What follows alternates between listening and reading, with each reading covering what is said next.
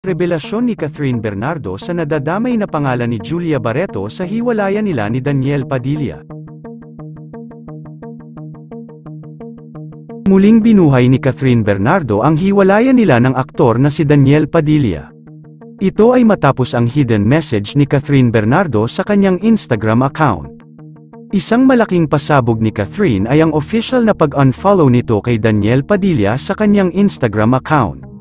Senyales na nagpapatunay na ayaw na ni Catherine na makipag-comeback pa kay Daniel Padilla sa mga hakbang na ginagawa nito upang makuha ulit ang dalaga. Kasabay ng pag-unfollow ni Catherine Bernardo kay Daniel Padilla, naka-unfollow na rin ang actress kay Jillian Vicencio. Pumutok noon ang balita na isa si Jillian sa tinutukoy na dahilan sa hiwalayan ni Catherine Bernardo at Daniel Padilla.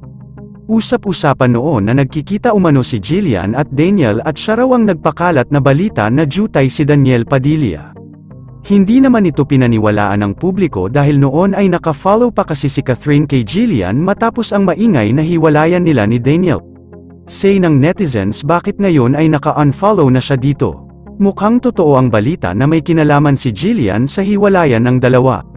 Isa pa sa nakakagulintang na balita ngayon ay ang sabay-sabay na pag-unfollow ni Catherine Bernardo kay Daniel Padilla, Jillian Vicencio at ang beauty and controversial actress na si Julia Barreto. Ano ang kinalaman ni Julia sa hiwalayan ni Daniel at Catherine at bakit nadamay ito sa pag-unfollow ni Kath? Hindi naman basta-basta nag-unfollow si Catherine Bernardo kung walang malalim na dahilan. Kung matatandaan, nag-viral si Daniel Padilla sa biglang pagtingin nito kay Julia Barreto sa ball night nitong ginanap ng nakaraang taon. Harap-harapan na tumingin si Daniel kay Julia habang katabi si Catherine Bernardo.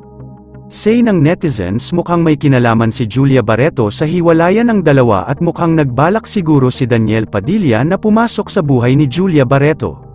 Ngunit lahat ng ito ay isang kuro-kuro haka-haka lang. May malalim na dahilan kung bakit nag-unfollow si Kath kay Julia Barreto. Kasama din sa in-unfollow ni Catherine ang actress na si Lisa Soberano.